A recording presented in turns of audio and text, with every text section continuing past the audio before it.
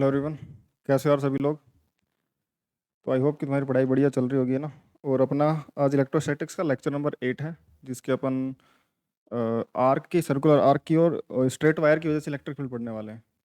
अभी तक अपन ने पॉइंट चार्ज की रिंग के एक्सिस पे जो फील्ड है वो सब हमने पढ़ रखा है, रिंग के सेंटर पे कितनी फील्ड होती है ये सब हमने पढ़ रखा है ना। अभी जो अपन स्टार्ट करेंगे उसमें अपन सर्कुलर आर्क की वजह से उसके सेंटर पे, उसकी एक्सिस पे कैसे फील्ड निकाली जा सकती है, और जो स्ट्रेट वायर होता है उसकी वजह से इनफाइनाइट वायर या फिर फाइनाइट लेंथ का जो वायर होगा, चार्ज्ड वायर, उसकी वजह से जो इलेक्ट्रिक फील्ड आएगी वो पढ़ेंगे ना। तो यार स्टार्ट करने से पहले मैं बता दूं कि अभी तक अपने 7 लेक्चर्स हो चुके हैं, जिसमें अपन ने बेसिक फील्ड और फोर्सेस के बारे में सब कुछ पढ़ लिया है। पार्टिकल्स के, ये चार्जेस के बीच में कैसे फोर्स लगता है, एक्सटेंडेड ऑब्जेक्ट्स पे कैसे फोर्सेस निकाले जाते हैं, उसके मैकेनिक्स को इंक्लूड करने वाले जो क्वेश्चंस होते हैं, एसएचएम को इंक्लूड करने वाले, वर्क एनर्जी पावर वगैरह को, वो सब क्वेश्चंस हमने अभी करे हैं। ठीक है। तो अगर किसी ने वो लेक्चर नहीं देखे तो वो जाके देख सकता है। बाकी अगर लेक्चर्स अच्छे लग रहे हो तो चैनल को सब्सक्राइब कर लेना, टेलीग्राम चैनल ज्वाइन कर लेना, जहाँ पे क्लासेस के अपडेट्स और नोट्स वगैरह तुम्हें मिल जाते हैं। व्हाट्सएप पे मुझे मैसेज कर देना तुम्हारी कोई भी क्वेरी हो तो। ठीक है।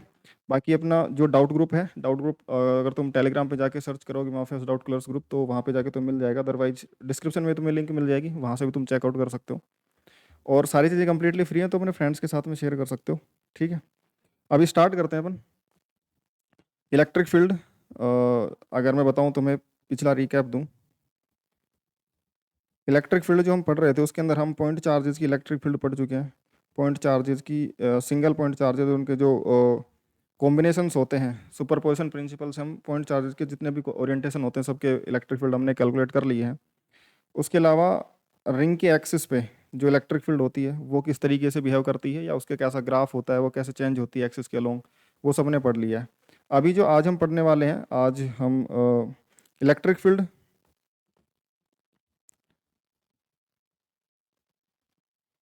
Electric field at centre of circular arc.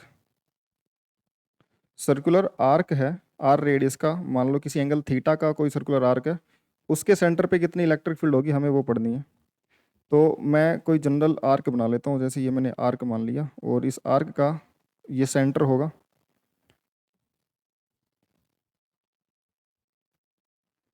Late से ये सेंटर है इस आर्क का, सर्कुलर आर्क का ये सेंटर है, और ये एक एंगल बाइसेक्टर के अलोंग ये लाइन है। ठीक है। हमने मान लिया ये लाइन जो है वो एंगल बाइसेक्टर के अलोंग है।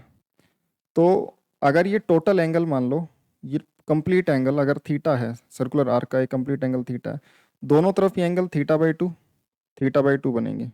ठीक है। इस आर्क के ऊपर मान लो पॉजिटिवली चार्ज्ड आर्क है ये, और इस पे लीनियर चार्ज डेंसिटी जो है वो लैम्डा कूलम पर मीटर की लीनियर चार्ज डेंसिटी है। ठीक है। हर यूनिट लेंथ में लैम्डा कूलम का चार्ज है इस पे। आर इसकी रेडियस है। तो इसके सेंटर पे जो इलेक्ट्रिक फील्ड होगी उसका स्ट्रेंथ कितना होगा यहाँ पे। अगर मैं बोलूँ ये सेंटर है, तो इस सेंटर पे इलेक्ट्रिक फील्ड कितनी होगी। तो अगर मैं सिमेट्री से देखना चाहूँ तो तुम्हें ये आइडिया लग गया होगा कि विद सिमेट्री अगर मैं देखूंगा तो सेंटर पे जो इलेक्ट्रिक फील्ड आएगी वो अलोंग द एंगल बाइसेक्टर नीचे की तरफ आनी चाहिए। और अगर नहीं समझ में आ रहा तो फिर अभी मैं कैलकुलेट करना स्टार्ट करूँगा तो मैं दिख जाएगा कि अगर मैं इस पॉइंट पे इलेक्ट्रिक फील्ड देखना चाहता हूँ तो यहाँ पे एक्सटेंडेड चार्ज का डिस्ट्रीब्यूशन है, और अगर चार्ज डिस्ट्रीब्यूटेड होता है तो अपन उसमें पॉइंट चार्जेस को ब्रेक, उसको इस आर्क को या एक्सटेंडेड चार्जेस को पॉइंट चार्जेस में ब्रेक कर करके और फिर उसकी इलेक्ट्रिक फील्ड लिखते हैं, और फिर उसको इंटीग्रेट करके टोटल इलेक्ट्रिक फील्ड निकालते हैं। तो यहाँ पे भी यही होगा कि अलोंग दी आर्क बहुत सारे पॉइंट चार्जेस रेंज्ड हैं, जैसे ये यहाँ पे ऐसे बहुत सारे पॉइंट चार्जेस हैं, सभी की अपनी अपनी फील्ड आएगी, उन सभी का जो वेक्टर एडिशन होगा उससे नेट इलेक्ट्रिक फील्ड निकल के आएगी। तो बस वही करना है कि अगर मैं एक कोई भी जनरल पॉइंट चार्ज मान लेता हूँ इसके सरकमफ्रेंस में, मान लो यहाँ पे मैंने एक पॉइंट चार्ज मान लिया डी क्यू। इस डी क्यू की वजह से जो इलेक्ट्रिक फील्ड आएगी वो उसको ज्वाइन करने वाली लाइन के लॉन्ग इस तरीके से आएगी इलेक्ट्रिक फील्ड डीई। इस डीई के दो कंपोनेंट लिखूंगा मैं, एक्स में और वाई में, और दोनों को इंटीग्रेट करूंगा तो इस पॉइंट पे आने वाली नेट एक्स की इलेक्ट्रिक फील्ड और नेट वाई डायरेक्शन के लॉन्ग इलेक्ट्रिक फील्ड मुझे मिल जाएगी। ठीक है। और इसमें जो मैं इंटीग्रेट करूंगा यहाँ से यहाँ तक बनने वाले जितने भी पॉइंट चार्ज होंगे सबके इलेक्ट्रिक फील्ड को इंटीग्रेट करूंगा। तो अगर ध्यान से सुनो, मैं इस पॉइंट चार्ज को जो अगर मैं एलिमिनेट ले रहा हूँ तो पॉइंट चार्ज को एलिमिनेट लेने का कोई तरीका होगा, इसको मैं डी क्यू को लिखूंगा किस तरीके से। तो क्योंकि ये चार्ज जो है वो एंगल में डिस्ट्रीब्यूटेड है, थीटा एंगल के आर्क में डिस्ट्रीब्यूटेड है, तो मैं यही कर लेता हूँ कि मैं एंगल अल्फा पे जा करके मान लो मैं एंगल अल्फा पे जा करके और डी अल्फा एंगल का एक आर्क कंसिडर कर लेता हूँ, डी अल्फा एंगल का एक आर्क कंसिडर कर लेता हूँ, और ये जो डी क्यू चार्ज बना है, ये जो डी क्यू चार्ज बना है, ये डी क्यू चार्ज मैं बोल देता हूँ कि ये जो आर्क लेंथ है इसकी, ये जो मैंने एलिमेंट लिया था, इसकी जो आर्क लेंथ होगी, ये आर्क लेंथ, अगर मैं इसको जूम इन करके दिखाऊं तो यहाँ से यहाँ तक की ये वाली आर्क लेंथ, ये वाली आर्क लेंथ अगर मैं लिखूंगा तो आर इंटू डी अल्फा से लिखी जा सकती है। डी एल को मैं लिख सकता हूँ आर्क लेंथ को आर इंटू डी अल्फा। तो सिंस डी एल जो है वो आर इंटू डी अल्फा है, तो डी क्यू में इस एलिमेंट का चार्ज लिख सकता हूँ, लैम्डा कूलम पर मीटर का लीनियर चार्ज डेंसिटी, यानी कि हर एक यूनिट लेंथ में लैम्डा कूलम का चार्ज है, तो डी एल लेंथ में जो डी क्यू आएगा वो लैम्डा इंटू डी एल से लिखा जा सकता है, और वो लैम्डा इंटू डी एल बन जाएगा बेटा आर डी अल्फा। ठीक है, ये डी क्यू बन जाएगा। अब इस डी क्यू की वजह से आने वाली जो इलेक्ट्रिक फील्ड होगी वो अलोंग द लाइन ज्वाइनिंग इसी तरफ होगी, जिस लाइन पे ये चार्ज होगा इस इस लाइन के अलोंग यहाँ पे ये इलेक्ट्रिक फील्ड होगी, और ये डी ई में लिख सकता हूँ। ठीक है, इसी तरीके से सिमेट्रिकली अगर मैं इधर भी कोई एलिमेंट लूंगा, जितना एंगल अल्फा पे इधर है उतने ही एंगल अल्फा पे मैं सेम इधर की तरफ भी अगर कोई आर्क लेना चाहूँगा, एक एलिमेंट लेना चाहूँगा सेम एंगल अल्फा पे, और डी अल्फा एंगल का एक आर्क सेम एंगल अल्फा पे और डी अल्फा एंगल का एक आर्क ले लिया मैंने, तो उसकी भी सेम इलेक्ट्रिक फील्ड डी ई इधर की तरफ आएगी, सेम इलेक्ट्रिक फील्ड डी ई इधर की तरफ आएगी। और अगर ये वाला एंगल हमने अल्फा माना है तो वर्टिकल के साथ में अगर ये एंगल डी अल्फा है तो ये वाला एंगल भी अल्फा होगा, यानी मैं यहाँ पे बता सकता हूँ कि ये वाला एंगल भी अल्फा है और ये वाला एंगल भी अल्फा है। इन दोनों इलेक्ट्रिक फील्ड के जो हॉरिजॉन्टल कंपोनेंट्स आएंगे, हॉरिजॉन्टल कंपोनेंट एक का इधर आएगा, ठीक है, लेफ्ट वाली इलेक्ट्रिक फील्ड का, और एक का इधर आएगा डी ई साइन अल्फा, और इसका भी इधर बनेगा डी ई साइन अल्फा, ये भीतर की तरफ बनेगा डी ई साइन अल्फा, और ये D E sine alpha D E sine alpha एक दूसरे को कैंसिल आउट कर देंगे, equal and opposite electric field देंगे दोनों तरफ, D E sine alpha D E sine alpha, वो कैंसिल आउट हो जाएंगी, लेकिन नीचे की तरफ जो आने वाले कंपोनेंट्स हैं, नीचे की तरफ आने वाले कंपोनेंट्स दोनों के ऐड होंगे, डी ई कोस अल्फा दोनों के लिए ऐड होंगे। या तो मैं अगर net electric field x axis के अलोंग लिखूंगा, एक्स एक्सिस में इलेक्ट्रिक फील्ड लिखूंगा, इलेक्ट्रिक फील्ड एट, इसको सी बोल देता हूँ, इलेक्ट्रिक फील्ड एट सी को मैं दो पार्ट में ब्रेक कर देता हूँ, ई एक्स आई कैप प्लस ई वाई जे कैप, कि भाई एक्स एक्सिस में ई एक्स बोल दिया, वाई एक्सिस में ई वाई बोल दिया, तो एक्स डायरेक्शन में इलेक्ट्रिक फील्ड जो होगी वो जीरो होगी। इसका मतलब ये हुआ कि ये तो मैंने दोनों सिमेट्रिक एलिमेंट से आने वाले डी ई डी को कैंसिल आउट करा एक्स डायरेक्शन में, और वाई डायरेक्शन की इलेक्ट्रिक फील्ड जो आएगी नीचे की तरफ ई वाई, उसको integration D E cos alpha से निकाला जा सकता है। या तो मैं integration D E cos alpha करूं और फिर अल्फा की लिमिट यहाँ से मैंने इधर की तरफ अल्फा लिया है, ये यहाँ पे एंगल यहाँ पे माइनस थीटा बाई टू से फिर यहाँ पे प्लस थीटा बाई टू तक एलिमेंट्स बनेंगे। ठीक है, या तो मैं डी कोस अल्फा को इंटीग्रेट करूँ, limit minus theta by two से प्लस थीटा बाई टू ले लूँ, या फिर अगर मैं इधर अल्फा पे जा करके और इधर अल्फा पे जा करके दोनों तरफ सेम एलिमेंट ले रहा हूँ एक साथ, तो फिर मैं जैसे जैसे अल्फा पे इधर एलिमेंट ले रहा हूँ सिमेट्रिकली इधर भी एलिमेंट अपने चलते जाएंगे, फिर मैं अगर two d cos alpha, d cos alpha और डी कोस अल्फा दोनों को एक साथ इंटीग्रेट कर रहा हूँ टू डी कोस अल्फा को, तो या तो मैं ऐसे माइनस का थीटा बाई टू से प्लस का थीटा बाई टू की लिमिट लगा दूँ, या फिर मैं integration two d cos alpha को एक साथ इंटीग्रेट कर दूँ, फिर लिमिट जीरो से सिर्फ थीटा बाई टू लगा दूँ, दोनों ही चीज़ें सेम हैं।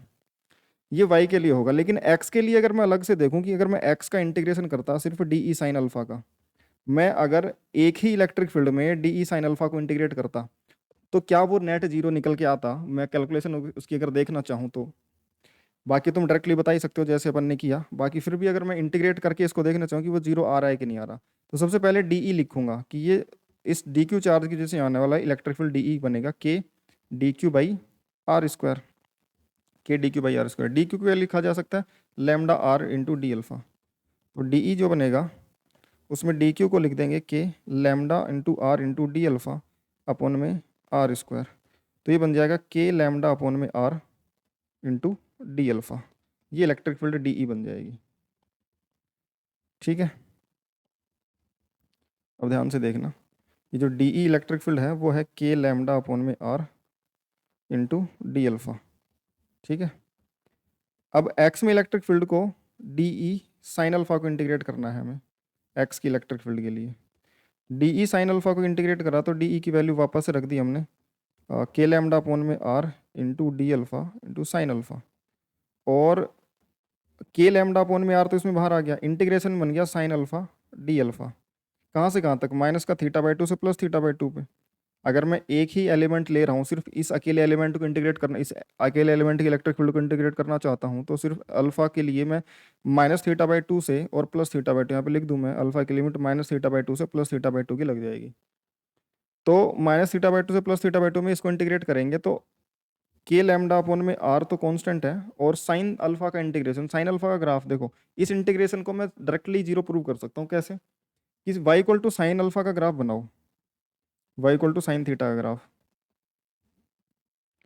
ये y equal to sine alpha का ग्राफ होगा, वो कुछ इस तरीके से होगा, होगा कि नहीं होगा। अब ये माइनस थीटा बाई टू से प्लस थीटा बाई टू में हमें इंटीग्रेट करना है, ये मान लो माइनस थीटा बाई टू है और ये प्लस थीटा बाई टू है, सिमेट्रिक होगा। माइनस थीटा बाई टू से प्लस थीटा बाई टू में जितना एरिया ये पॉजिटिव आएगा, जितना ये एरिया पॉजिटिव आएगा उतना ही ये एरिया नेगेटिव आ जाएगा नीचे की तरफ वाला, और टोटल एरिया क्या बन जाएगा इसका इंटीग्रेशन, इसका इंटीग्रेशन क्या बन जाएगा बेटा, जीरो। तो मैं सीधा ही बोल सकता हूँ कि ये जो इंटीग्रेशन होगा, ये वाला जो इंटीग्रेशन होगा, ये वाला इंटीग्रेशन कितना आ जाएगा, जीरो। तो मैं एक्स डायरेक्शन की इलेक्ट्रिक फील्ड लिख पाऊंगा कि जीरो आएगी। इंटीग्रेशन से भी कर सकता हूँ, बाकी तुम इसको इंटीग्रेट कर दो, साइन का इंटीग्रेशन क्या बन जाएगा, माइनस कोस को minus theta by two plus theta by two की लिमिट रखोगे तो वो चीज़ें कैंसिल आउट हो जाएंगी और आंसर फिर तुम्हारा आ जाएगा जीरो। ठीक है। अब अगर हमें वाई डायरेक्शन की इलेक्ट्रिक फील्ड निकालनी है, वाई डायरेक्शन की इलेक्ट्रिक फील्ड ई वाई, तो integration D E cos alpha minus theta by two से प्लस थीटा बाई टू कर सकता हूँ मैं। ठीक है, मैं अकेले कंपोनेंट को इंटीग्रेट कर लेता हूँ, ये डी है, इसका कोस अल्फा एक कंपोनेंट आया, इस डी ई कोस अल्फा को अकेले को इंटीग्रेट कर लेता हूँ मैं दोनों एलिमेंट को नहीं कर रहा एक साथ, मैं सिर्फ एक कंपोनेंट करूँगा, तो उसमें limit minus theta by two से प्लस थीटा बाई टू इसमें पुट कर दूंगा। डी ई की वैल्यू है के लैम्डा अपॉन में आर इंटू डी अल्फा, और ये बन जाएगा cos alpha minus theta by two से प्लस थीटा बाई टू। तो ई वाई जो बनेगा वो के लैम्डा अपॉन में आर तो कॉन्स्टेंट बाहर आ गया, और कोस अल्फा डी अल्फा का integration minus theta by two से प्लस थीटा बाई टू। अब तुम बोलोगे कि अगर मैं ग्राफ से देखूंगा तो क्या ये भी इंटीग्रेशन जीरो बनेगा, तो वो नहीं बनेगा, क्योंकि कोस का ग्राफ थोड़ा डिफरेंट होता है। ठीक है ना, कोस का ग्राफ थोड़ा डिफरेंट होता है, कोस सिमेट्रिक होता है पॉजिटिव में, ऐसे सिमेट्रिक होता है, कोस का ग्राफ कुछ इस तरीके का बनता है। तो इसका इंटीग्रेशन करोगे माइनस थीटा बाई टू से प्लस थीटा बाई टू में, तो कुछ पॉजिटिव वैल्यू आएगी, माइनस थीटा बाई टू से प्लस थीटा बाई टू में अगर इंटीग्रेट करोगे तो ये एरिया आएगा, और ये जीरो नहीं है, तो हमें इसको इंटीग्रेट करके फंक्शन निकालना ही पड़ेगा, क्या फंक्शन बन रहा है। ये y equal to cos alpha का ग्राफ था। ठीक है, ये अल्फा और ये y। अब ध्यान से देखो, ई वाई जो बनेगा वो के लैम्डा अपॉन में आर, और इंटीग्रेशन कोस, कोस अल्फा का इंटीग्रेशन साइन अल्फा, साइन का इंटीग्रेशन कोस होता है, तो साइन का डिफरेंशिएशन कोस होता है, तो कोस का इंटीग्रेशन साइन बनेगा, और साइन अल्फा इसका integration minus theta by two से प्लस थीटा बाई टू, इसकी लिमिट लग जाएगी, के लैम्डा अपॉन में आर अपर लिमिट लग जाएगा तो sine theta by two minus sine lower limit minus का थीटा बाई टू। अब sine minus theta by two बन जाएगा, sine of minus theta by two बन जाएगा माइनस का साइन थीटा बाई टू, ये माइनस बाहर आएगा, माइनस से मल्टीप्लाई होगा तो प्लस बन जाएगा। तो electric field along Y direction जो बन जाएगा के लैम्डा अपॉन में are sine theta plus sine theta, और sine theta plus sine theta क्या बन जाएगा, टू साइन थीटा। तो electric field along Y direction बन जाएगी टू के लैम्डा अपॉन में are sine theta by two, sorry ये थीटा बाई टू है दोनों, थीटा नहीं है, थीटा बाई टू। ठीक है, electric field along Y direction two के लैम्डा अपॉन में are sine theta by two. अब ध्यान से सुनो, ये जो इलेक्ट्रिक फील्ड अलोंग वाई आई है, ये कौन सी डायरेक्शन में आई है, जो एंगल बाइसेक्टर हमने माना था, उस एंगल बाइसेक्टर के along component D E cos alpha था, इस ये वाई एक्सिस बोला था हमने, और इसका इंटीग्रेशन बन रहा है टू के लैम्डा अपॉन में are sine theta by two, यानी कि एक सर्कुलर आर्क की जो नेट इलेक्ट्रिक फील्ड है वो किस तरफ आती है, वो नेट इलेक्ट्रिक फील्ड निकल के आती है एंगल बाइसेक्टर के अलोंग। तो मैं इसका रिजल्ट कंक्लूजन निकलना लिखना चाहूँ अगर, इसका कंक्लूजन क्या है, कंक्लूजन है कि अगर कोई सर्कुलर आर्क है तो उसकी वजह से आने वाली नेट इलेक्ट्रिक फील्ड, लेकिन कंडीशन ये है कि जो इलेक्ट्रिक फील्ड का सॉरी जो चार्ज का डिस्ट्रीब्यूशन है, चार्ज का डिस्ट्रीब्यूशन यूनिफॉर्म होना चाहिए। अगर चार्ज का डिस्ट्रीब्यूशन अगर यूनिफॉर्म है तो नेट इलेक्ट्रिक फील्ड जो निकल के आएगी वो अलोंग द एंगल बाइसेक्टर आएगी, और इलेक्ट्रिक फील्ड जो निकलेगी, इलेक्ट्रिक फील्ड को लिखेंगे 2k लैम्डा अपॉन में r, 2k लैम्डा अपॉन में r sine theta by 2, sine theta by 2। और ये electric field along the angle bisector आएगी। किस तरफ आएगी? Along angle bisector. हाँ, electric field E along angle bisector of arc. Arc का जो एंगल बाइसेक्टर होगा उसके अलोंग नेट इलेक्ट्रिक फील्ड निकल के आएगी 2k लैम्डा अपॉन में r साइन थीटा बाई 2। अब ये जो इलेक्ट्रिक फील्ड है, अगर मैं सेमी सर्कुलर आर्क के लिए फिर कंप्लीट रिंग के लिए देखना चाहूँगा, पहला फॉर कंप्लीट रिंग अगर मैं देखूँ, कंप्लीट रिंग में जो एंगल बनेगा आर्क का वो पूरा 2 पाई बन जाएगा। कंप्लीट रिंग में ये देखो ध्यान से, कंप्लीट रिंग अगर बनेगी तो जो सर्कुलर आर्क होगा उसका जो सेंटर पे एंगल बनेगा, अगर मैं बोलूँ यहाँ से चलना स्टार्ट हुए तो पूरा ये एंगल चलेंगे तो जो एंगल थीटा बनेगा वो 2 पाई होगा। और अगर ये चार्ज्ड होगी तो सेंटर पे जो रिंग इलेक्ट्रिक फील्ड होगी, सेंटर पे जो इलेक्ट्रिक फील्ड होगी E एट C, वो 2k लैम्डा अपॉन में r साइन 2 पाई अपॉन में 2, साइन 2 पाई अपॉन में 2 होता है साइन पाई, और साइन पाई होता है 0, तो इलेक्ट्रिक फील्ड एट C 0, और 0 ही आ रही थी। हमने पहले भी देखा कि रिंग के सेंटर पे इलेक्ट्रिक फील्ड 0 आती है, और अभी भी समझ सकते हैं कि सेंटर के सामने आमने सामने वाले इक्वलेंट अपोजिट चार्जेस के एलिमेंट्स वहाँ पे नेट फील्ड को 0 बना के रखेंगे, इक्वलेंट अपोजिट एक दूसरे कैंसिल आउट करके रखेंगे, तो नेट फील्ड जो सेंटर पे आएगी रिंग के सेंटर पे वो इलेक्ट्रिक फील्ड 0 आएगी। दूसरा अगर मैं देखना चाहूँ semi circular arc,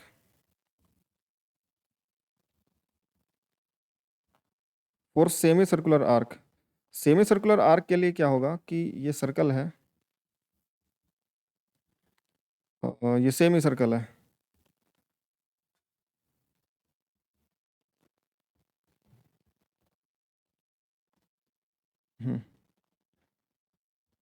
semi circle के लिए एंगल बाइसेक्टर अगर देखूंगा तो ये डायगोनली इस तरफ आएगा, ये होगा, इसमें इस डायगोनल इस सेंटर के अलोंग बिल्कुल बीच में ये इलेक्ट्रिक फील्ड होगी, और वो इलेक्ट्रिक फील्ड कितनी होगी E 2k लैम्डा अपॉन में r। सेमी सर्कल में जो आर्क जो एंगल होगा थीटा वो पाई के बराबर होगा, तो ये साइन पाई अपॉन में 2, साइन पाई अपॉन में 2 1 बन जाएगा, तो इलेक्ट्रिक फील्ड जो निकल के आएगी वो 2k लैम्डा अपॉन में r निकल के आ जाएगी, तो इलेक्ट्रिक फील्ड आ जाएगी 2k लैम्डा अपॉन में r। ठीक है, इस तरीके से हम इलेक्ट्रिक फील्ड लिख सकते हैं सर्कुलर आर्क की, और उसको कन्वर्ट कर सकते हैं रिंग के अंदर या सेमी सर्कुलर में, किसी भी आर्क के लिए हम लिख सकते हैं। तो हमें एंगल रखना है बस कि कितना एंगल का आर्क है, और हमें उसके सेंटर पे along the angle bisector electric field निकल के आ जाएगी। Net field along the angle bisector होगी अगर यूनिफॉर्म चार्ज डेंसिटी है तो। ठीक है, अब नेक्स्ट देखो, इसी पे बेस्ड जो अभी अपन ने डेरिवेशन करा था उसी डेरिवेशन पे बेस्ड क्वेश्चन करते हैं, क्योंकि अगर चार्ज डेंसिटी वेरिएबल है फिर तो तुम्हें बेसिक से ही सोल्व करना पड़ेगा, पॉइंट चार्ज का एलिमेंट लेकर के उसकी फील्ड लेकर के फिर उसको इंटीग्रेट करना पड़ेगा, सिंपल उसी तरीके से करना पड़ेगा, एक ही तरीका है फिर तो। और अगर यूनिफॉर्म डेंसिटी का हो तो फिर हम ये फॉर्मूला यूज में ले सकते हैं जो अपन ने ड्राइव करा था 2k लैम्डा अपॉन में r साइन थीटा बाई 2। लेकिन अगर नॉन यूनिफॉर्म डेंसिटी दे दी जाए, मान लो कि एक फंक्शन दे दिया तुम्हें सेंटर के अबाउट, अगर जो circular arc semi circular arc दे दिया और बोल दिया कि यहाँ से अगर एंगल थीटा पे जाता हूँ तो यहाँ पे जो चार्ज डेंसिटी है वो lambda naught sine theta coulomb per metre है, इतना कूलम पर मीटर, इतनी लीनियर चार्ज डेंसिटी है लैम्डा नॉट साइन थीटा। तो अब इसकी वजह से आने वाला सेंटर पे नेट इलेक्ट्रिक फील्ड कितना होगा, net electric field at centre C, ये बताना है। सबसे पहली बात तो इस क्वेश्चन में जो चार्ज डेंसिटी गिवन है उस चार्ज डेंसिटी को थोड़ा सा एनालाइज करते हैं। जैसी चार्ज डेंसिटी गिवन है उसके हिसाब से देखो, थीटा अगर 0 होगा तो यहाँ पे चार्ज डेंसिटी 0, और 180 पे भी चार्ज डेंसिटी 0। फिर जैसे जैसे थीटा बढ़ेगा चार्ज डेंसिटी बढ़ेगी, और 90 डिग्री पे मैक्सिमम चार्ज डेंसिटी आएगी यहाँ पे, क्योंकि साइन 90 डिग्री पे साइन 90 मैक्सिमम बन जाएगा, तो यहाँ पे maximum charge density lambda naught के बराबर है। फिर जैसे 90 डिग्री से आगे एंगल बढ़ेगा वापस से साइन की वैल्यू कम होने स्टार्ट होगी, और पहले तो 0 से 90 डिग्री में 0 से 1 तक बढ़ेगी, फिर 90 से 180 में 1 से वापस 0 की तरफ घटना स्टार्ट हो जाएगी। तो जैसे जैसे इलेक्ट्रिक साइन की वैल्यू बढ़ेगी, चार्ज डेंसिटी बढ़ेगी, फिर वापस से साइन की वैल्यू घटेगी, चार्ज डेंसिटी घटेगी। तो सिमेट्रिक तरीके से जैसे यहाँ पे चार्ज डेंसिटी बढ़ी, सेम तरीके से घटे भी। तो अगर मैं इस ये जो डायमीटर है इससे इधर की तरफ जाऊं और इधर की तरफ जाऊं, तो दोनों तरफ चार्ज डेंसिटी सेम ही उससे बढ़ रही है फंक्शन से, क्योंकि साइन थीटा का जो ग्राफ होता है, अगर मैं 0 से 180 में साइन थीटा का ग्राफ बनाऊं, तो 0 से 180 में साइन थीटा का ग्राफ कुछ ऐसा बनता है। जिस रेट से वो बढ़ता है उसी रेट से सेम घटता भी है। समझ में आ गई बात? जिस रेट से बढ़ता है उसी रेट से वो घटता भी है। ये साइन थीटा का ग्राफ हो गया 0 से 180 में, 90 डिग्री पे मैक्सिमम होता है। और सेम वैल्यूज रिपीट होती हैं बढ़ते समय और घटते समय। जैसा 0 पे वैसा 180 पे, जैसा 10 डिग्री पे वैसा 170 पे, जैसा 20 पे वैसा 160 पे, जैसा 30 पे वैसे 150 पे। तो दोनों तरफ से, इधर से आऊँ 90 की तरफ, चाहे 180 से आऊँ 90 की तरफ, सेम तरीके से वैल्यूज रिपीट होती हैं। और अगर सेम तरीके से वैल्यूज रिपीट होती हैं, यानी कि यहाँ पे हमारी चार्ज डेंसिटी सेम तरीके से रिपीट होगी दोनों साइड से। तो सिमेट्रिक चार्ज डेंसिटी अगर मैं देखूं वर्टिकल के अबाउट किसी भी एंगल पे जाऊंगा तो सेम तरीके की चार्ज डेंसिटी है, तो सेम तरीके की फील्ड आएगी। सेम तरीके की फील्ड के हॉरिजॉन्टल कंपोनेंट एक दूसरे को कैंसिल आउट कर देंगे, नेट कंपोनेंट सिर्फ वाई में बचेगा। अभी भी जो चार्ज डेंसिटी गिवन है वो वर्टिकल एक्सिस के अबाउट सिमेट्रिक है, वैसे वेरिएबल है, लेकिन उसकी वर्टिकल एक्सिस के अबाउट दोनों तरफ देखूंगा तो सेम जगह पे सेम तरीके की इलेक्ट्रिक फील्ड आ रही है, चार्ज डेंसिटी आ रही है, तो सेम तरीके की फील्ड प्रोड्यूस करेंगे। तो उसका हॉरिजॉन्टल कंपोनेंट फिर से कैंसिल आउट हो जाएगा, सिर्फ वर्टिकल कंपोनेंट बचेगा जो कि नेट इलेक्ट्रिक फील्ड को डिनोट करेगा। खैर, ये तो हम बिना किसी कैलकुलेशन के लिए विजुलाइज कर रहे हैं, बट अगर हम कैलकुलेट करना चाहें, इंटीग्रेट करना चाहें इलेक्ट्रिक फील्ड को, तो एंगल थीटा पे जाकर के सिर्फ वही बात है कि भाई थीटा के साथ में चार्ज डेंसिटी बदल रही है और थीटा के साथ में इलेक्ट्रिक फील्ड का एंगल बदल रहा है, तो वही है थीटा पे जाकर के मैं डी थीटा एंगल का एक आर्क लूंगा और उस आर्क पे आने वाला नेट इलेक्ट्रिक फील्ड लिखूंगा। ये वाली नेट इलेक्ट्रिक फील्ड लिखूंगा। ये आर्क लेंथ मान लो डी एल है, ये आर्क लेंथ डी एल है, जो कि आर इंटू डी थीटा बनेगा। अगर थीटा पे जाकर के डी थीटा एंगल का मैंने एक आर्क लिया है, तो उस पे आने वाला चार्ज डी क्यू अगर मैं लिखूंगा तो d q lambda into d l. Lambda यानी कि r lambda naught sine theta. D q अगर मैं लिखूंगा तो लेमडा को lambda naught into sine theta, और डी एल यानी कि आर डी थीटा। तो डी क्यू जो बनेगा वो lambda naught r sine theta D theta. ये क्या बनेगा बेटा? ये बनेगा तुम्हारे पास में डी क्यू, ये डी क्यू बनेगा। अब इस डी क्यू की वजह से आने वाली जो इलेक्ट्रिक फील्ड होगी वो इस तरफ होगी, ऐसे डी क्यू की वजह से आने वाली इलेक्ट्रिक फील्ड डी ई। अब अगर ये एंगल थीटा है तो ये भी एंगल थीटा होगा, और डी ई जो इलेक्ट्रिक फील्ड होगी वो लिख देंगे के डी क्यू अपॉन में आर स्क्वायर, क्योंकि ये जो डी क्यू एलिमेंट था सेंटर से था तो आर डिस्टेंस पे ही, तो सेंटर पे इलेक्ट्रिक फील्ड आएगी k D Q by are square, यानी कि ये बन जाएगा के lambda naught r sine theta D theta upon में आर स्क्वायर। अब इससे होगा ये कि एक आर से एक आर कट जाएगा और नेट डी ई जो इलेक्ट्रिक फील्ड बचेगी इस एलिमेंट की वजह से वो बन जाएगी के लैम्डा नोट अपॉन में are square into sine theta D theta. ये इलेक्ट्रिक फील्ड ही बच जाएगी। इलेक्ट्रिक फील्ड का एलिमेंट के इलेक्ट्रिक फील्ड का एक्सप्रेशन ये बन गया। अब इसकी वजह से आने वाली जो इलेक्ट्रिक फील्ड है इसके दो कंपोनेंट हैं, एक तो वर्टिकल डायरेक्शन में इस तरफ डी ई साइन अल्फा जो कि एंगल बाइसेक्टर के लोग हैं, एक हॉरिजॉन्टल में इस तरफ डी ई कोस थीटा। अब ध्यान से देखो, थीटा की लिमिट जो लगेगी वो 0 डिग्री से स्टार्ट होगी और 180 डिग्री तक चलेगी। पहले तो इसको समझना कि मैं एक्स में इलेक्ट्रिक फील्ड निकालूंगा। एक्स में ये इलेक्ट्रिक फील्ड है वो डी ई कोस अल्फा इस तरफ है, इसको इंटीग्रेट करूंगा। एक्स की इलेक्ट्रिक फील्ड निकालने के लिए मैं integration D E cos theta को इंटीग्रेट करूंगा और डी ई की वैल्यू यहाँ पे रख दूंगा, वो बन जाएगा इंटीग्रेशन के लैम्डा नोट अपॉन में आर, सॉरी एक पावर कट गई थी तो के लैम्डा बाई आर बच गया था, ये आर स्क्वायर नहीं आएगा। हाँ। तो के लैम्डा नोट अपॉन में are sine theta D theta, तो डी ई की वैल्यू है, इंटू उसमें कोस थीटा भी है, और इसको इंटीग्रेट करेंगे कहाँ से कहाँ तक, 0 से पाई यानी कि 0 से 180 डिग्री तक। तो अब ध्यान से सुनो, के लैम्डा नोट बाई आर तो कांस्टेंट है, इंटीग्रेशन में बन रहा है sine theta into cos theta D theta 0 से 180 डिग्री। इसको एक काम करते हैं, 2 से ऊपर नीचे मल्टीप्लाई कर लेते हैं और डिवाइड कर लेते हैं। तो sine theta cos theta into two sine theta cos sine 2 theta बन जाएगा और 2 भी आ जाएगा, तो के लैम्डा नोट अपॉन में r integration sine 2 theta D theta 0 से पाई यानी कि 0 से 180 डिग्री। अब ये जो इंटीग्रेशन है, इस इंटीग्रेशन की वैल्यू मैं बता सकता हूँ कि इस इंटीग्रेशन की वैल्यू 0 बनेगी। इस इंटीग्रेशन की वैल्यू कितनी बनेगी? 0। अब बोलो कि ये कैसे हुआ सर? तो देखो साइन 2 थीटा का ग्राफ बनाओ। साइन 2 थीटा ग्राफ वैसे बनेगा जैसे साइन थीटा का होगा। ये थीटा है, ये y equal to sine 2 theta अगर मैं बनाऊंगा तो साइन थीटा की तरह ही बनेगा। लेकिन देखो जब थीटा 0 से 180 जाएगा ना, तब तक 2 थीटा, तब तक 2 थीटा कहाँ से कहाँ तक चला जाएगा? 0 से 360 तक। थीटा, यहाँ पे थीटा 180 डिग्री ही है और यहाँ पे थीटा 90 डिग्री ही है। लेकिन जब थीटा 0 डिग्री से 180 डिग्री जाएगा तब तक 2 थीटा 0 डिग्री से 360 डिग्री चला जाएगा। और ऐसे सिनेरियो में जब वो 0 से 180 जाएगा तो 2 थीटा साइन के अंदर की वैल्यू 0 से 360 पहुंच चुकी होंगी। तो जब थीटा तुम्हारा 180 डिग्री पहुंचेगा तब तक साइन का एक पूरा साइकिल कंप्लीट हो चुका होगा, एक पूरा साइकिल कंप्लीट हो चुका होगा। और ऐसे में अगर मैं इसको इंटीग्रेट करूंगा तो ये वाला एरिया और ये वाला एरिया दोनों मिलाकर के कितने हो जाएंगे? 0। ये टोटल इंटीग्रेशन में ये पॉजिटिव एरिया और ये नेगेटिव एरिया मिलकर के क्या बन जाएगा बेटा? ये 0 बन जाएगा। यानी कि ये इंटीग्रेशन 0 आने वाला है। या फिर इसको इंटीग्रेट कर लो। देखो मैथमेटिक्स तुम कर सकते हो, मैथमेटिक्स कर लो। साइन 2 थीटा का इंटीग्रेशन क्या बनेगा? कोस का डिफरेंशिएशन साइन होता है, साइन का इंटीग्रेशन कोस 2 थीटा, और 2 थीटा का जो कोफिशिएंट है 2 थीटा का वो डिवाइड में आएगा। तो कोस 2 थीटा अपॉन में 2, उसको इंटीग्रेट कर लो 0 से 180 डिग्री में। ठीक है, वो भी कर सकते हो तुम।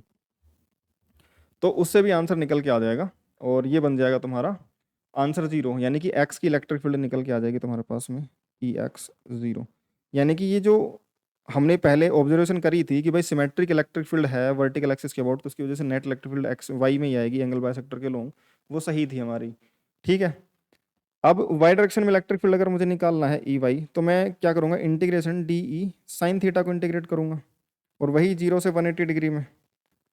अब डी ई की वैल्यू रख दूंगा वही के लैम्डा अपोन में are into sine theta D theta, और इंटू में साइन थीटा और है, ये वाला साइन थीटा डी ई था ये, और एक sign theta D E sine theta. इसको अगर तुम 0 डिग्री से 180 डिग्री में इंटीग्रेट करोगे, एक्सप्रेशन में से जो कांस्टेंट है उसको इंटीग्रेशन से बाहर निकाल लेंगे, के लैम्डा नॉट अपॉन में आर, और इंटीग्रेशन में बन जाएगा sine square theta D theta. Sine square theta का इंटीग्रेशन या तो तुम्हें याद हो तो सीधे लिख लो, अदरवाइज अगर तुम्हें याद नहीं है तो फिर हम इसको इंटीग्रेट कर सकते हैं। अब साइन स्क्वायर थीटा, हमें साइन का स्क्वायर दिक्कत दे रहा है, तो हम इसको साइन या कोस के लीनियर पावर में अगर कन्वर्ट कर लें तो हम वो इंटीग्रेशन आसानी से कर लेंगे। अब साइन स्क्वायर थीटा कौन से फॉर्मूले में आता है? जिसमें साइन और कोस की पावर 1 आती हो, तो वो बनता है कोस 2 थीटा का फॉर्मूला। जो कोस 2 थीटा होता है वो 1 माइनस 2 साइन स्क्वायर थीटा होता है। तो यहाँ से अगर मैं साइन स्क्वायर थीटा की वैल्यू निकालना चाहूँ तो ये बन जाएगा 1 माइनस कोस 2 थीटा अपॉन में 2, 1 माइनस कोस 2 थीटा अपॉन में 2। तो वाई डायरेक्शन की इलेक्ट्रिक फील्ड जो आ जाएगी वो के लैम्डा अपॉन में r integration of sine square की जगह लिख दूंगा 1 माइनस कोस 2 थीटा अपॉन में 2 डी थीटा 0 से, और इसको मैं पाई रेडियन में लिख देता हूँ क्योंकि 1 का इंटीग्रेशन यहाँ पे डी थीटा थीटा बनेगा, और फिर वहाँ पे थीटा, जब थीटा साइन और कोस के बाहर होता है तो कैलकुलेशन के अंदर जब भी हम लिखते हैं तो हम थीटा रेडियन में लिखते हैं, डिग्री में नहीं लिखते, इसलिए हम इसको रेडियन में लिख लेंगे। साइन और कोस के अंदर एंगल तुम रेडियन में लिखो डिग्री में लिखो, उससे वैल्यू पे फर्क नहीं पड़ता साइन और कोस की। बट हाँ, बाहर अगर कोई थीटा आ रहा है तो फिर उसमें रेडियन में लिखना होता है अपने कैलकुलेशन के समय। तो ये के लैम्डा अपॉन में r, k lambda naught upon में आर, और ये 2 भी बाहर आ जाएगा, और 1 का इंटीग्रेशन तो बन जाएगा theta minus cos 2 theta, sine का डिफरेंशिएशन कोस। ठीक है, साइन का डिफरेंशिएशन कोस, तो कोस का इंटीग्रेशन साइन बन जाएगा, कोस का इंटीग्रेशन साइन 2 थीटा, और डिवाइड बाई 2 का डिफरेंशिएशन जो थीटा का कोफिशिएंट 2 है वो डिवाइड में आ जाएगा, और 0 से पाई तक। ठीक है, 0 से पाई तक। यहाँ पे साइन का डिफरेंशिएशन कोस, कोस का डिफरेंशिएशन माइनस का साइन, तो साइन का इंटीग्रेशन माइनस का कोस 2 थीटा बाई 2 आता है यहाँ पे, इसका इंटीग्रेशन उसमें लिमिट रखेंगे तो फिर ये कट जाएगा। खैर यहाँ पे जो इंटीग्रेशन आ रहा था साइन 2 थीटा अपॉन में 2, इसमें अपर लिमिट और लोअर लिमिट रखेंगे तो के लैम्डा अपॉन में के लैम्डा नोट अपॉन में 2 आर, और अपर लिमिट रख देंगे pi minus sine 2 pi by 2, ये तो अपर लिमिट हो गई, माइनस लोअर लिमिट रखेंगे तो 0 माइनस साइन 0 बाई 2। अब साइन 0 भी 0 ही होता है, ये भी 0 और ये भी 0, साइन पाई भी 0, तो ये सिंपल ये बच गया के लैम्डा नोट अपॉन में 2 आर इंटू पाई, ये electric field in y direction बच गया। तो net electric field along the angle bisector नीचे की तरफ जो आया वो इधर की तरफ, इसको ई वाई बोल रहे हैं हम, ये ई वाई है इधर की तरफ, ये net electric field e y. ठीक है, तो अलोंग दी एंगल बाइसेक्टर नीचे की तरफ इलेक्ट्रिक फील्ड आएगा ई वाई, और वो बन जाएगा के लैम्डा नोट पाई अपॉन में 2r।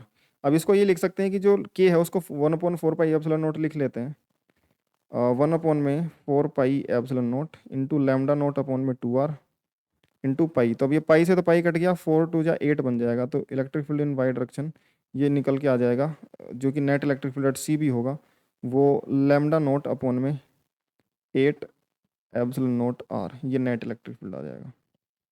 ठीक है, ये हम नेट इलेक्ट्रिक फील्ड लिख सकते हैं at centre C of this circular semi circular arc, जिसमें linear charge density sine theta के साथ में वेरी कर रही थी। ठीक है, तो ये नेट इलेक्ट्रिक फील्ड होगा सी पॉइंट पे अलोंग द एंगल बाइसेक्टर नीचे की तरफ, लैम्डा नोट अपॉन में 8 एप्सिलॉन नोट आर। नेक्स्ट चलते हैं ना, नेक्स्ट ये क्वेश्चन तुम खुद से करना है कि यहाँ पे जो चार्ज डेंसिटी है वो थीटा के साथ में लैम्डा नोट कोस थीटा के हिसाब से बदलती है, इसको तुम्हें इंटीग्रेट करना है। हिंट में तो मैं बता देता हूँ कि भाई कोस थीटा 0 से 90 में पॉजिटिव और 90 से 180 में नेगेटिव होता है। कोस थीटा का ग्राफ अगर तुम देखो तो इस तरीके से इस तरीके से, सॉरी ऐसा बनता है कोस थीटा ग्राफ ऐसे। तो 0 से 90 में पॉजिटिव, फिर 90 से 180 में सेम तरीके से नेगेटिव में वो बढ़ता जाता है। पहले 1 से 0, फिर 0 से -1 की तरफ जाता है। तो 1 से 0, फिर 0 से -1 की तरफ। तो होगा तो वर्टिकल से सिमेट्री की, मैग्नीट्यूड तो सिमेट्री की होंगे लेकिन डायरेक्शन अपोजिट होगी। तो उसको तुम्हें इंटीग्रेट करना पड़ेगा, तो थोड़ा ध्यान से इंटीग्रेट करना। ठीक है, अच्छा सवाल है, खुद से करोगे तो तुम्हें चीज़ें प्रॉब्लम्स फेस भी करनी पड़ेंगी, और फिर उसको रिजोल्व करोगे तुम्हें अच्छा भी लगेगा। नहीं हो तो फिर तुम्हें पता ही है, तुम डाउट ग्रुप में आकर के तुम अपने डाउट्स क्लियर कर सकते हो। ठीक है, डिस्क्रिप्शन में लिंक मिल जाएगी तुम्हें। आगे चलो, देखो नेक्स्ट क्वेश्चन, वो तुम्हें घर से कर लेना, होमवर्क है तुम्हारा। ठीक है, नेक्स्ट क्वेश्चन है, सेमी सर्कुलर आर्क दे रखा है, इधर चार्ज डेंसिटी प्लस लैम्डा, इधर चार्ज डेंसिटी माइनस लैम्डा, आधे में प्लस लैम्डा आधे में minus lambda. Uniform charge density है, यूनिफॉर्म चार्ज डेंसिटी में तो हम 2 के लैम्डा अपॉन में आर साइन थीटा बाई 2 वाला सर्कुलर आर्क वाला फॉर्मूला लगा ही सकते हैं। तो यहाँ पे सेमी सर्कल अगर पूरा एक ही यूनिफॉर्म डेंसिटी का होता तो हम सेंटर पे electric field 2 k lambda upon में आर ही लिख देते, क्योंकि sine theta by 2 sine pi by 2 90 degree 1 sine 91 हो जाता। लेकिन यहाँ पे क्या है कि आधे पे तो पॉजिटिव चार्ज डेंसिटी पे, आधे पे नेगेटिव चार्ज डेंसिटी, लेकिन मैग्नीट्यूड लैम्डा लैम्डा सेम ही है। तो यहाँ पे जब हम इलेक्ट्रिक फील्ड लिखेंगे सेंटर पे, तुम खुद से ट्राई करो, हो जाएगा, बाकी फिर सोल्यूशन देखना कि ये जो एक तरफ का सर्कुलर आर्क है सेमी सर्कुलर आर्क, इसकी वजह से अलोंग द एंगल बाइसेक्टर इधर की तरफ इलेक्ट्रिक फील्ड आएगी। ठीक है, इस आर्क की वजह से इस तरफ इलेक्ट्रिक फील्ड आएगी ई, और दूसरा इस आर्क की वजह से इस तरफ इलेक्ट्रिक फील्ड आएगी, इस आर्क की वजह से इस तरफ इलेक्ट्रिक फील्ड आएगी, इस तरफ। और ये दोनों इलेक्ट्रिक फील्ड जो होंगी भाई, क्योंकि ये पॉजिटिव चार्ज था तो पॉजिटिव चार्ज का अलोंग सर्कुलर आर्क का electric field along the angle bisector होता है, और पॉजिटिव चार्ज का अवे फ्रॉम द चार्ज, और नेगेटिव चार्ज का एंगल बाइसेक्टर के अलोंग टुवार्ड्स द चार्ज, ये नेट इलेक्ट्रिक फील्ड होंगी। और क्योंकि ये दोनों सिमेट्रिक हैं, 90 डिग्री के एंगल हैं, तो ये भी 45 डिग्री होगा, तो ये भी 45 डिग्री होगा, तो ये भी 45 डिग्री होगा। तो नेट इलेक्ट्रिक फील्ड जो आएगी वो तो इन दोनों की रिजल्टेंट बिल्कुल बीच में आ जाएगी, क्योंकि दो इक्वल मैग्नीट्यूड के वेक्टर्स होंगे, जो भी होंगे हम कैलकुलेट करेंगे, बट जो भी होंगे दो इक्वल मैग्नीट्यूड के वेक्टर्स होंगे, उनका रिजल्टेंट बिल्कुल बीच में आ जाएगा, यानी कि लेफ्ट में इलेक्ट्रिक फील्ड आ जाएगी ई नेट। ई नेट, जो ई नेट होगा वो दोनों का रिजल्टेंट 90 डिग्री पे दो वेक्टर्स हैं ई और ई, तो E square plus E square का रूट टू ई के बराबर नेट इलेक्ट्रिक फील्ड आ जाएगी। और एक आर्क की इलेक्ट्रिक फील्ड, एक सर्कुलर क्वार्टर आर्क जो बनेगा उसकी इलेक्ट्रिक फील्ड बन जाएगी 2 के लैम्डा अपॉन में आर साइन 90 डिग्री है ना, तो 90 डिग्री बाई 2 45 डिग्री 1/√2, तो √2 अपॉन में √2 बन जाएगा, √2 के लैम्डा अपॉन में आर, ये एक की इलेक्ट्रिक फील्ड बनेगी। लेकिन नेट इलेक्ट्रिक फील्ड जो है वो √2 टाइम्स ई है, तो ये √2 टाइम्स √2 के लैम्डा अपॉन में आर बन जाएगी, और √2 इंटू √2 बन जाएगा। तो नेट इलेक्ट्रिक फील्ड जो बनेगी वो 2 के लैम्डा अपॉन में आर बनेगी। क्या बन जाएगी? 2 के लैम्डा अपॉन में आर, लेकिन वो 2 के लैम्डा अपॉन में आर किस तरफ होगी? लेफ्ट की तरफ, एंगल बाइसेक्टर के लोंग नहीं, लेफ्ट की तरफ। नेट इलेक्ट्रिक फील्ड को अगर मैं अलग से ड्रॉ करना चाहूँ तो ये नेट इलेक्ट्रिक फील्ड बनेगी इस तरफ। ये सब हट जाएंगे। ठीक है, ये हटा दो, ये नेट इलेक्ट्रिक फील्ड आ जाएगा। सेंटर में, सेंटर से लेफ्ट की तरफ नेट इलेक्ट्रिक फील्ड बनेगी और मैग्नीट्यूड होगा 2 के लैम्डा अपन में आर। ठीक है, ठीक है। तो यार आगे चलते हैं। ये एक क्वेश्चन है तुम्हारे पास में कि एक सेमी सर्कुलर रिंग है। अच्छा सवाल है। सेमी सर्कुलर रिंग के एक्सिस पे, इस पी पॉइंट पे तुम्हें इलेक्ट्रिक फील्ड निकालनी है।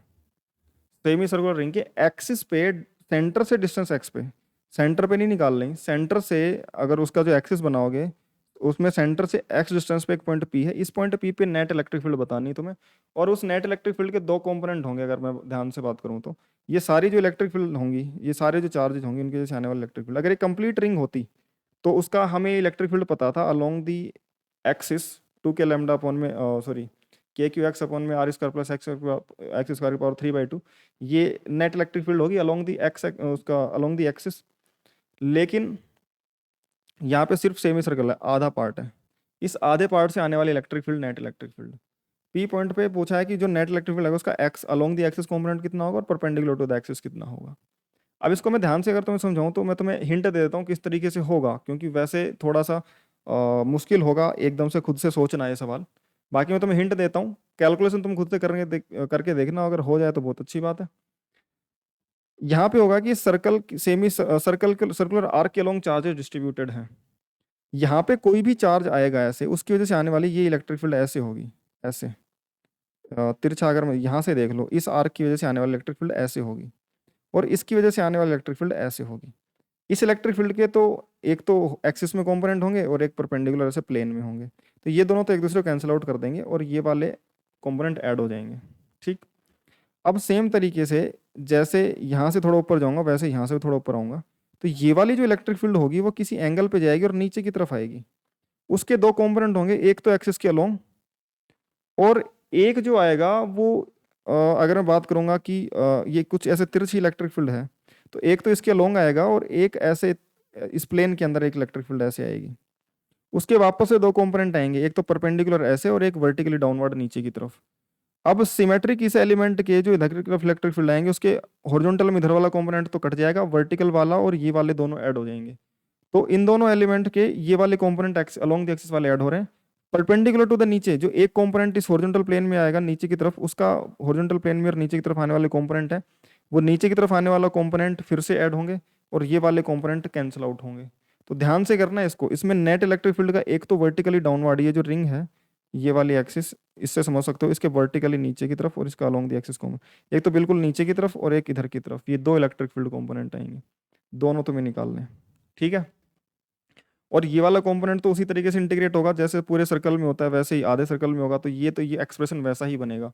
बस ये जो इलेक्ट्रिक फील्ड होगी वर्टिकल डाउनवर्ड, ये एक और अनो वो जो बनेगी अनबैलेंस इलेक्ट्रिक फील्ड आएगी, क्योंकि सेमी सर्कल होता तो ये एक ऊपर की तरफ आती वो कट जाती नेट एक दूसरे से, बट अकेले की तो आएगी, वो तुम्हें कैलकुलेट करनी, बड़ा टास्क वही है। बाकी ये वाला कंपोनेंट तो हमने कैलकुलेट कर रखा है, इसमें तुम्हें कोई समस्या होगी नहीं।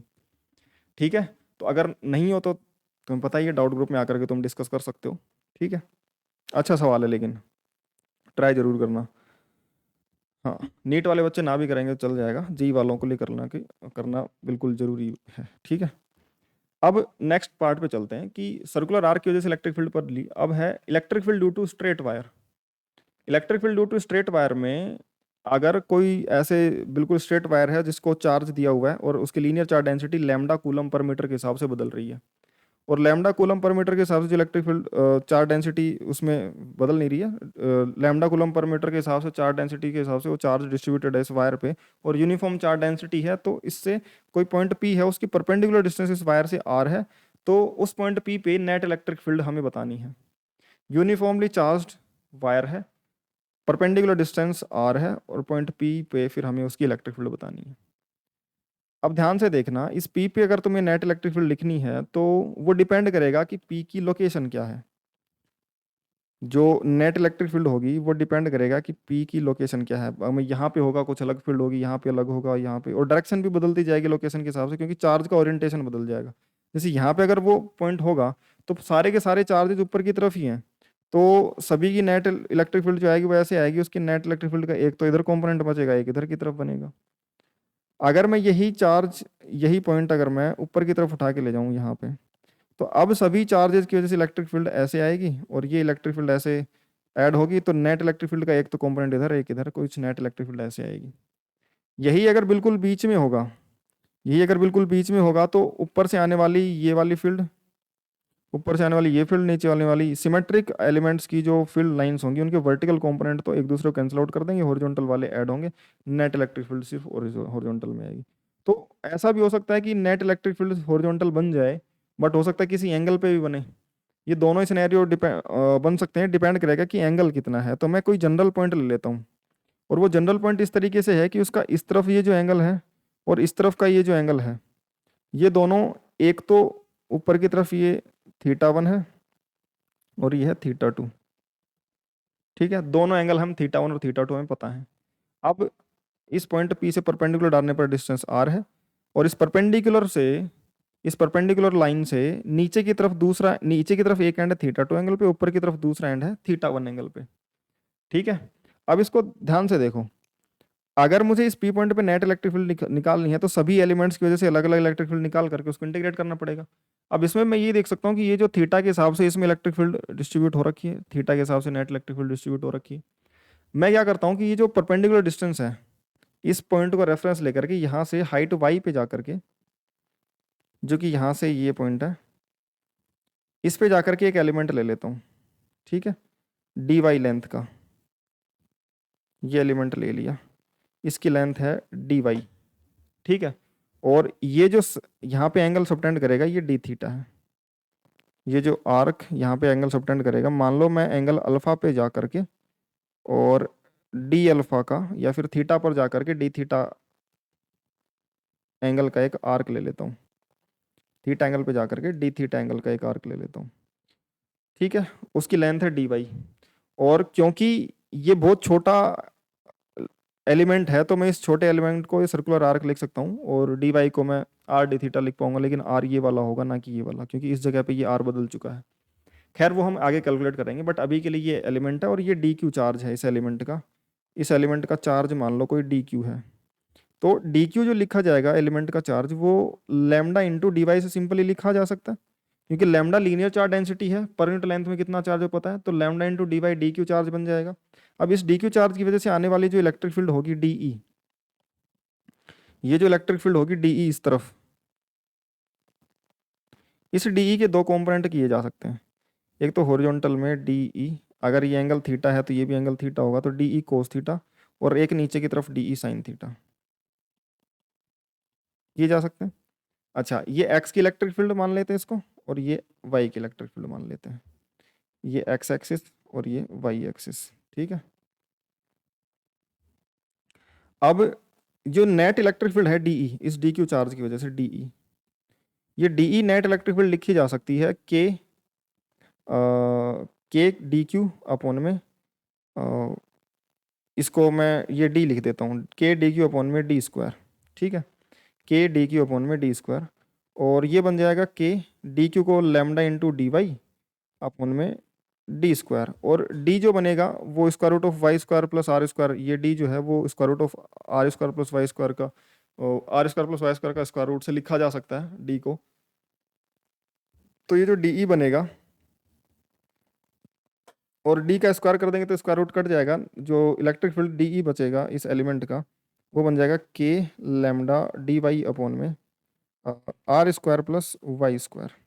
अब इसमें इंटरेस्टिंग चीज़ ये है कि जो स्मॉल आर है वो कांस्टेंट है, ये स्मॉल आर है वो कांस्टेंट है, इसकी परपेंडिकुलर डिस्टेंस ये वेरी थोड़ी करेगा। अब इस पॉइंट पे निकालना है तो इस पॉइंट की तो परपेंडिकुलर डिस्टेंस है, ये तो कांस्टेंट रहेगी।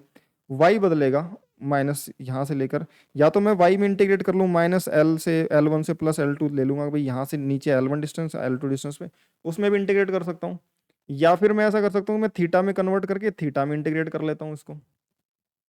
तो अगर इस एक्सप्रेशन को मैं थीटा में कन्वर्ट करना चाहता हूँ तो मुझे थीटा में एक्सप्रेशन लिखना पड़ेगा कि जो टेन थीटा है वो टेन थीटा को वाई अपॉन में आर लिखा जा सकता है, यहाँ से इस ट्राइंगल से tan theta perpendicular y upon में बेस आर, तो यहाँ से वाई को लिखा जा सकता है आर टेन थीटा। बट हमें यहाँ पे सिर्फ वाई को ही नहीं, फिर अगर मैं थीटा में कन्वर्ट करता हूँ तो डी वाई को भी डी थीटा में कन्वर्ट करना पड़ेगा, तो इसको डिफ्रेंशिएट कर दो, d y by d theta जो बनेगा, d y by d theta बन जाएगा आर टेन थीटा का सेक स्क्वायर थीटा, और डी थीटा उधर भेज दो तो डी वाई बन जाएगा r sec square theta D theta. ये डी वाई और वाई बन जाएंगे। बस अब रख दो उस इक्वेशन में, थीटा में कन्वर्ट हो जाएगा, फिर उसको इंटीग्रेट कर लेंगे एक्स और वाई कंपोनेंट। तो डी ई जो बनेगा के लैम्डा इंटू जो डी वाई है वो बन जाएगा r sec square theta D theta, और नीचे की तरफ ये बन जाएगा r square plus Y square बन जाएगा r square tan square theta. तो k lambda r sec square theta D theta upon में नीचे देखो आर स्क्वायर कॉमन आ जाएगा और ये बन जाएगा one plus tan square theta. और one plus tan square theta बेटा सेक स्क्वायर थीटा ही होता है।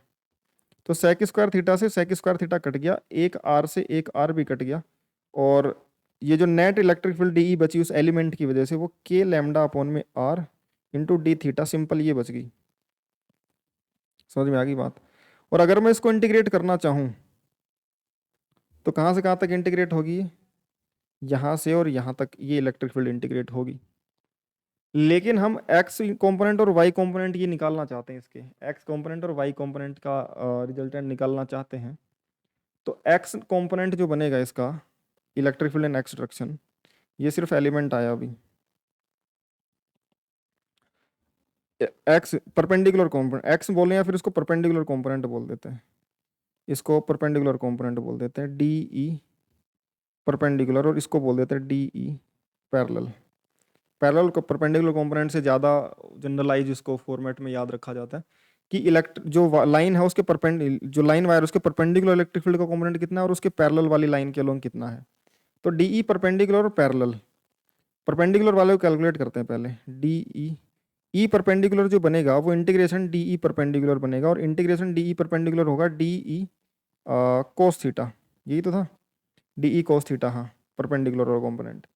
और इसमें जो लिमिट लगेगी वो कहाँ से कहाँ तक लगेगी, देखो अगर मैं यहाँ से ऊपर की तरफ प्लस थीटा लिखता हूँ तो ये वाला नीचे की तरफ माइनस थीटा के एलिमेंट्स होंगे, तो ये माइनस थीटा टू से और प्लस थीटा वन तक के एलिमेंट्स की लिमिट लगानी पड़ेगी मुझे, माइनस थीटा टू से प्लस थीटा वन।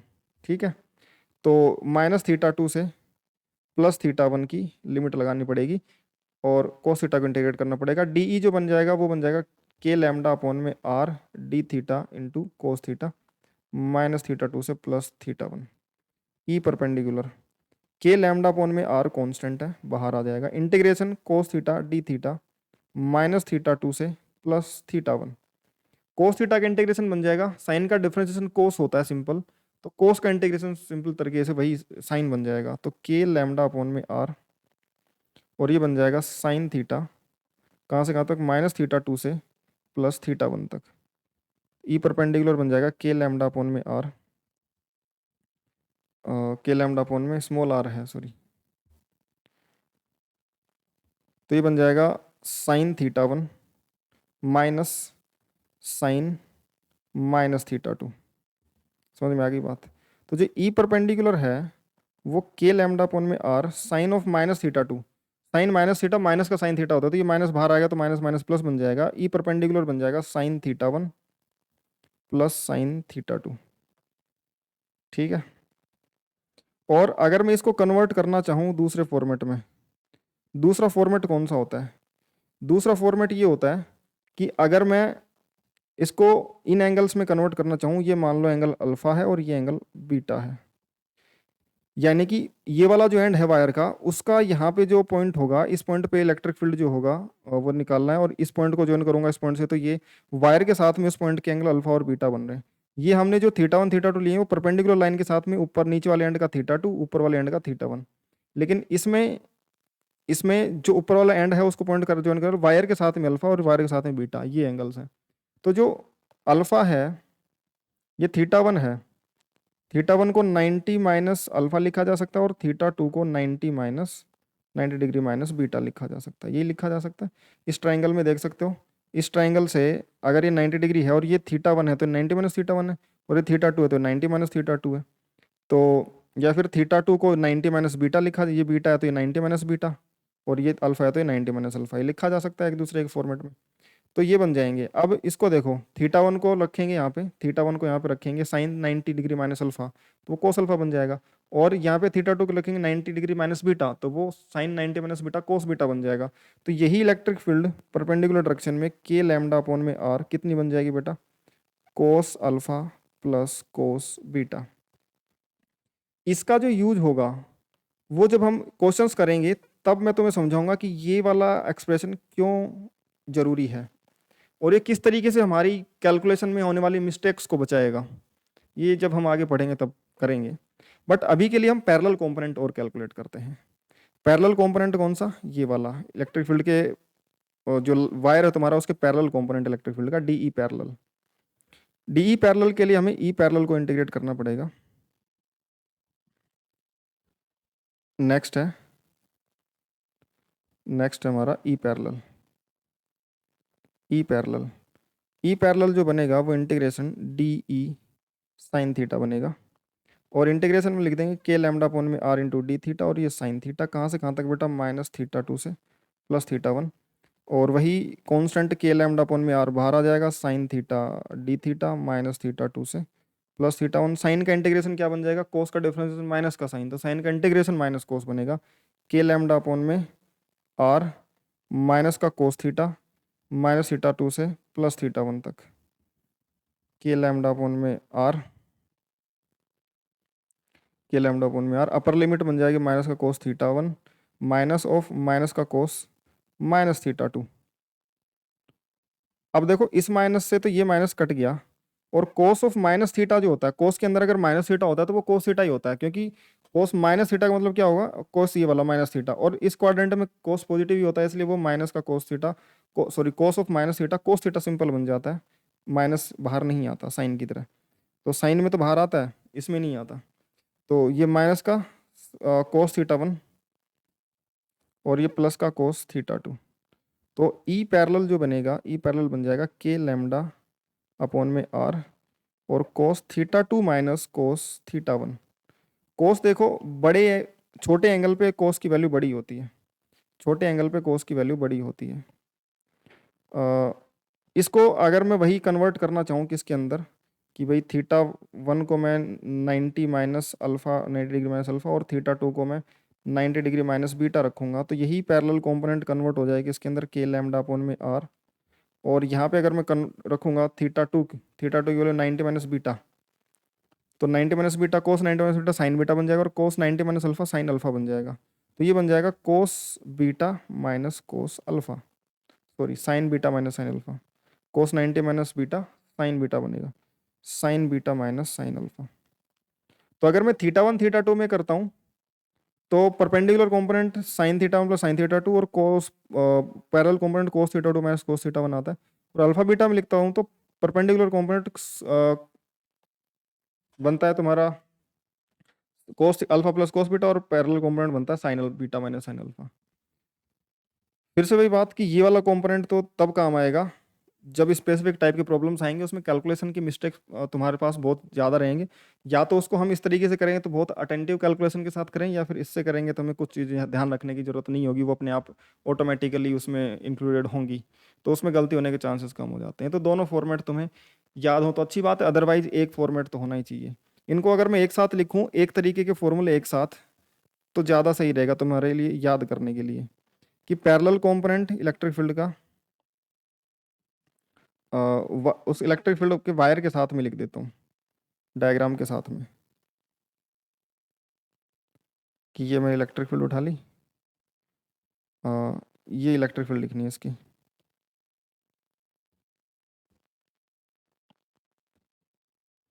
ठीक है,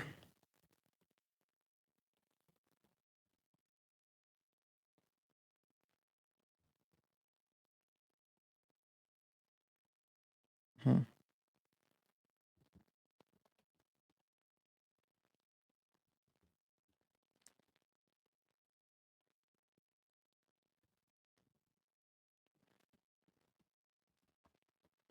ठीक है।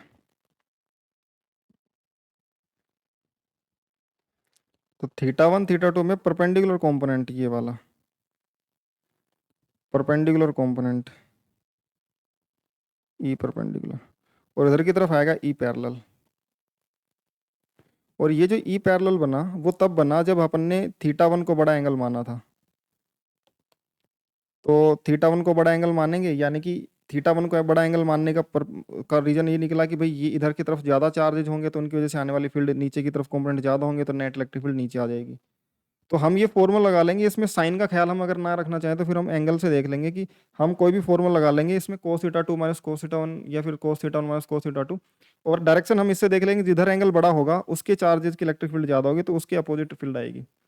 ठीक है। अदरवाइज अगर मैं इसको बड़ा ले रहा हूँ तो फिर मैं इधर की तरफ इलेक्ट्रिक फील्ड लिखूंगा। अगर ये छोटा एंगल हुआ तो ये अपने आप माइनस में निकल के आ जाएगा ऊपर की तरफ। ठीक है, मैं इसको बड़ा मान करके लिख रहा हूँ अभी के लिए।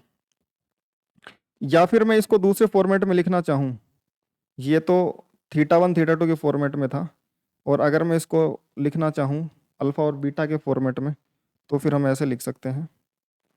अल्फा और बीटा वाले इलेक्ट्रिक फील्ड के फॉर्मूले निकाल के रख लेंगे यहाँ पे।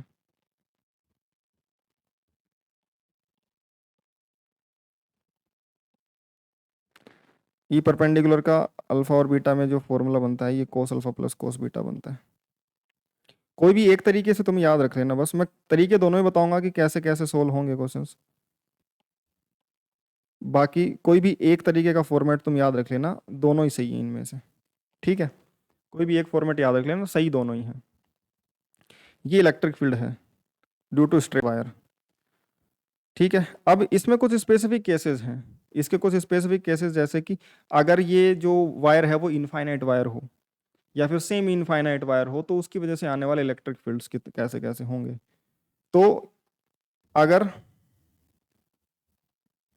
पहला पार्ट फॉर इनफाइनाइट वायर अगर हम बात करूं,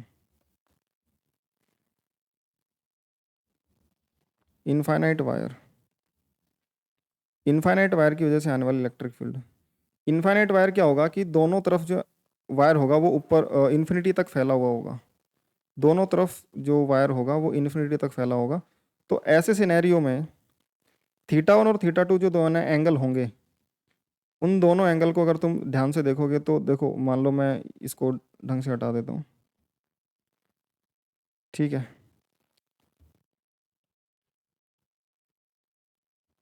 यहाँ पे ले आते हैं इसको, और ये परपेंडिकुलर डिस्टेंस है। ठीक है, θ1 θ2 में कर लेते हैं तो ये निकल के आ जाएगा। परपेंडिकुलर कंपोनेंट लिखूँ मैं इसका और पैरेलल कंपोनेंट लिखूँ, अलग अलग कैलकुलेट कर लेते हैं परपेंडिकुलर कंपोनेंट और पैरेलल कंपोनेंट। परपेंडिकुलर कंपोनेंट और पैरेलल कंपोनेंट के लिए हमें θ1 θ2 की वैल्यूज़ की जरूरत पड़ेगी। तो θ1 और θ2 की वैल्यूज़ अगर मैं लिखूंगा तो देखो, अगर मैं देखूं कि ये वाला एंड जो है वो इन्फिनिटी तक जा रहा है इधर, और ये वाला एंड भी नीचे की तरफ इन्फिनिटी तक जा रहा है, तो यहाँ से मुझे इन्फिनिटी के इस एंड को ज्वाइन करने के लिए जो कि इन्फिनिटी पे मिलेगा, मुझे उसके पैरेलल चलना पड़ेगा। भाई यहाँ से चलने वाली रे इन्फिनिटी पे अगर मिल रही है लाइन, तो वो इन्फिनिटी पे मिलने के लिए क्या होगा, इसके पैरेलल जानी पड़ेगी। यानी कि ये वाला जो एंगल होगा θ1 वो 90 डिग्री सिमेट्रिकली नीचे की तरफ भी इन्फिनिटी पे जाके मिलना है इस एंड को, तो पैरेलल होगा तो ये θ2 भी इन्फिनिटी। तो θ1 और θ2 दोनों इन्फिनिटी। या फिर अगर मैं अल्फा और बीटा लिखूंगा तो अल्फा और बीटा दोनों जीरो। यानी कि यहाँ पे इस वाली लाइन पे इसका और इसके बीच का एंगल था ये अल्फा और बीटा। तो अब ये वाली लाइन तो सीधी होगी ना, तो ये पैरेलल लाइंस के बीच का एंगल कितना हो गया, जीरो। तो ये एंगल अगर इसके और इसके बीच का एंगल जीरो है तो अल्फा और बीटा जीरो हो गए। तो अल्फा और बीटा से करूंगा तो अल्फा बीटा जीरो रखूंगा, θ1 θ2 से करूंगा तो दोनों को सॉरी इन्फिनिटी नहीं 90 डिग्री रखूंगा। ठीक है, अब साइन 90 प्लस साइन 90 ये बन जाएगा k लैम्डा अपॉन में r, sine 90 degree plus sine 90 degree, और साइन 90 होता है 1, 1 प्लस 1 बन जाएगा 2, तो ई परपेंडिकुलर बन जाएगा 2k लैम्डा अपॉन में r। ध्यान से देखना इसको, इलेक्ट्रिक फील्ड कितना बन जाएगा बेटा, 2k लैम्डा अपॉन में r। Parallel component k lambda upon में r में ये बन जाएगा कोस 90 डिग्री माइनस कोस 90 डिग्री। कोस 90 जीरो होता है और जीरो माइनस जीरो भी जीरो ही होता है, तो ई पैरेलल जो बनेगा वो बन जाएगा जीरो। पैरेलल कंपोनेंट जीरो आना भी था क्योंकि सिमेट्रिक पॉइंट आ गया था। सिमेट्रिक पॉइंट आएगा तो ऊपर से आने वाले नीचे की तरफ इलेक्ट्रिक फील्ड, नीचे से आने वाले ऊपर की तरफ इलेक्ट्रिक फील्ड के वर्टिकल कंपोनेंट्स एक दूसरे को कैंसिल आउट ही करेंगे हमेशा। तो सिर्फ इलेक्ट्रिक फील्ड परपेंडिकुलर डायरेक्शन में आएगी, और वो भी कितनी, 2k लैम्डा अपॉन में r। समझ में आई क्या यार? इलेक्ट्रिक फील्ड परपेंडिकुलर आएगी और वो भी कितनी आएगी, 2k लैम्डा अपॉन में r। और parallel component zero, E parallel zero, यहाँ पे लिख लेते हैं ई पैरेलल जीरो। ठीक है। अब दूसरा केस ये होता है कि अगर मैं सेम इनफाइनाइट वायर लूँ, सेम इनफाइनाइट वायर यानी कि एक तरफ से इनफाइनाइट और एक तरफ से उसके सामने, दूसरे एंड के सामने और एक तरफ से इनफाइनाइट।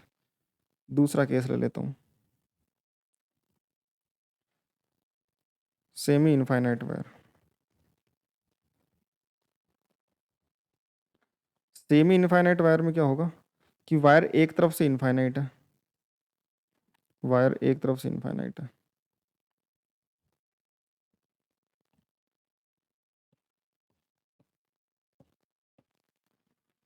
और ये जो पॉइंट है, ये पॉइंट हमारा हम यहीं पे उठा के ले आए,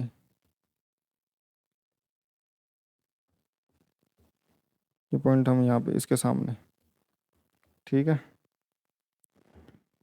तो देखो ये बीटा तो क्या बन गया, और इस तरफ से ये इन्फिनिटी पे जा रहा है। ठीक है, इस तरफ से ये इन्फिनिटी पे जा रहा है।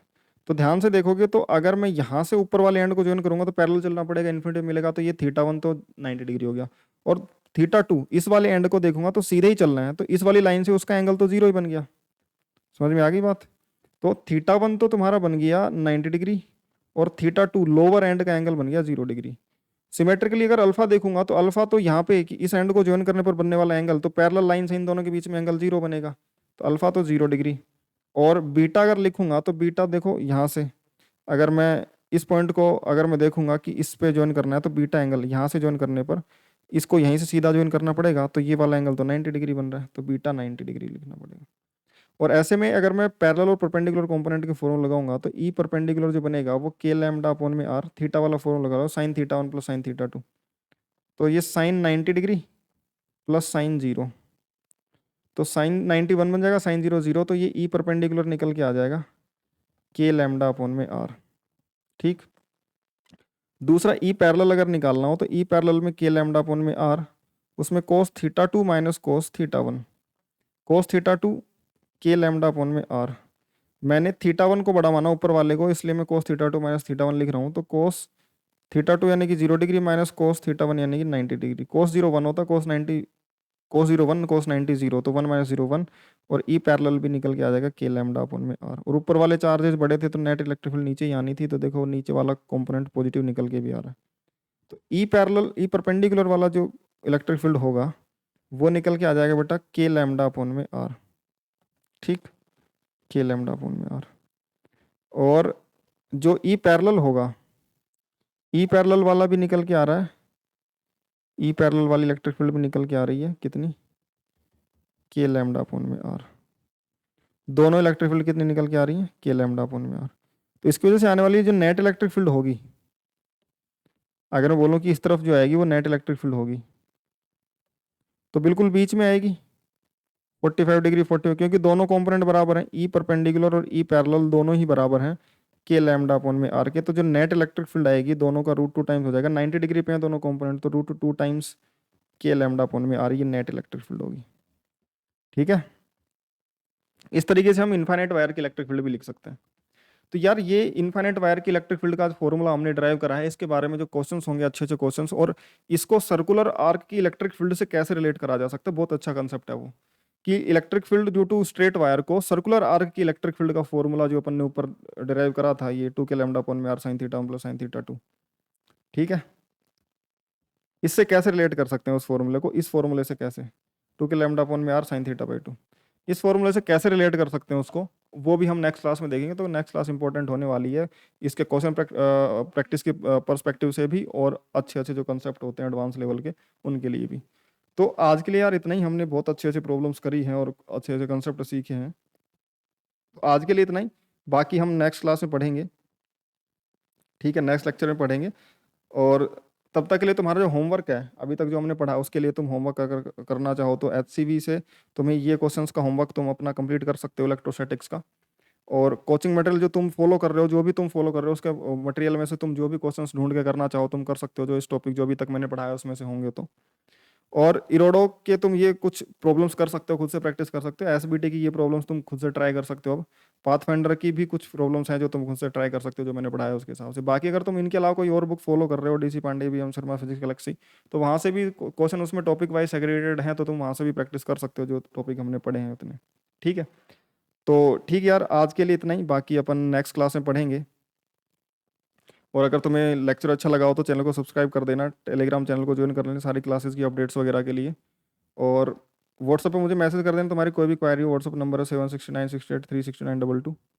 ठीक है, और कोई भी क्वायरी हो तो तुम माफियाज डाउट किलर्स ग्रुप पे आकर के पूछ सकते हो फिजिक्स से रिलेटेड। मैं डेली लाइव सेशन लेता हूँ। ठीक है ना, लाइव डिस्कशन जिसमें बच्चे मुझसे डायरेक्ट डिस्कस करते हैं अपने जो भी डाउट्स होते हैं। ठीक है, तो तुम भी वहाँ पे आकर के अपने डाउट डिस्कस कर सकते हो, जो लेक्चर में कोई डाउट आ रहा हो या फिर तुमने कोई जो भी पढ़ा हो उसमें भी कोई भी डाउट हो तो वहाँ पे आकर डिस्कस कर सकते हो। और मज़े की बात है कि सब कुछ कंप्लीटली फ्री है, तो अगर तुम्हें अच्छा लगा हो तो अपने फ्रेंड्स के साथ जरूर शेयर करना। ठीक है, बाकी मिलते हैं नेक्स्ट लेक्चर में, तब तक के लिए बाय।